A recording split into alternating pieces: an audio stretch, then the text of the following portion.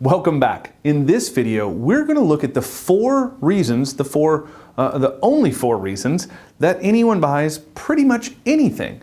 I think it's very important that we go through these and you understand now, even after understanding the four magic questions, but you understand the reasoning that people take action so that you know how to position that and how to call on that reasoning when you're asking them to click and buy from your emails. So let's go ahead and dive in and get started and take a look at the only four reasons that people buy.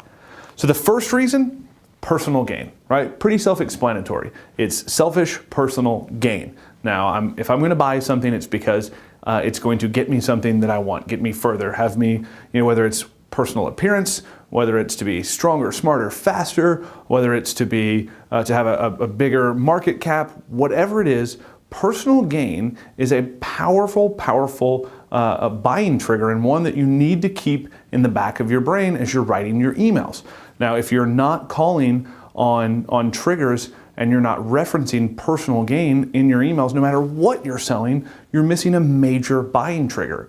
So make sure that when you're crafting your email marketing messages or any marketing or sales messages, that you're remembering personal gain in your messaging.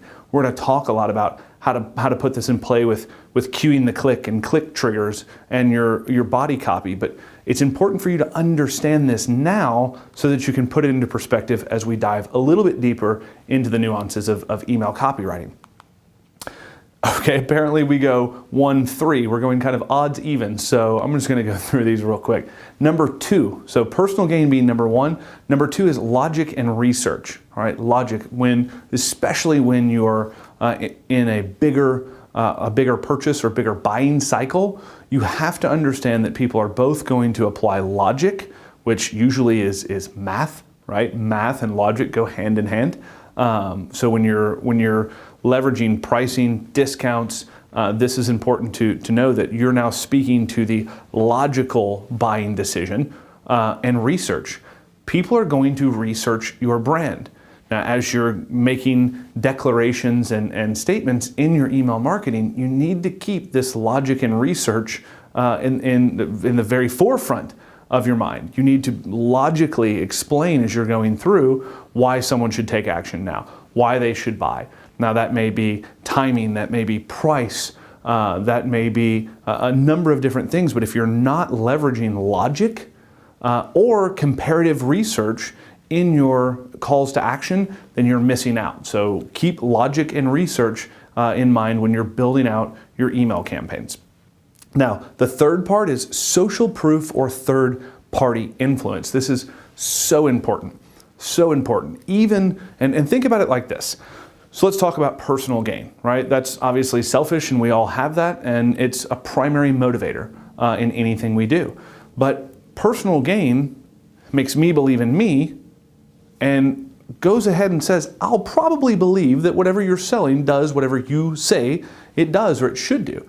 I also believe that it's worked for other people. Personal gain is not only about showing me where it can take me, what it can do for me, but it's also a little bit about giving me belief in myself that it can work for me, right? That it will work for me, not only that it's worked before.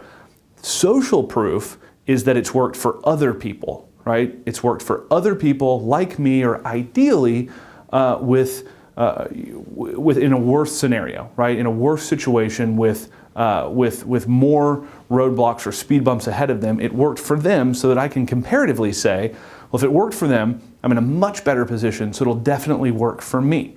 So making sure that not only are you leveraging third-party research like case studies and testimonials, social proof like case studies and testimonials, not only are you leveraging it, but you're working it into your campaigns. We'll talk a lot about join me in congratulating and when you should leverage these testimonials, both in individual email structure and campaign structure, but you need to start thinking about these assets, especially as you're gathering them. Third-party influence.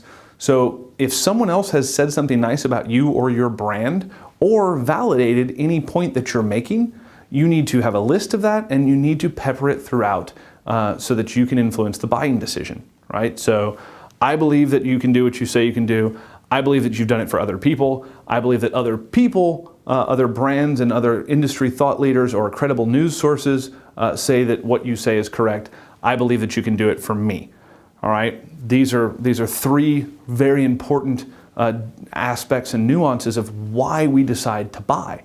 And the fourth and final is the fear of loss, the fear of missing out. It's why scarcity and time-based promotions are so effective. So if you keep these 4 reasons that people buy, in fact, if it were me, I would print this particular slide out and put it up by my computer for when I was writing sales copy. But if you'll keep these in mind, you'll write much better email subject lines, much better body copy, and you'll create much tighter and well-rounded email promotion campaigns.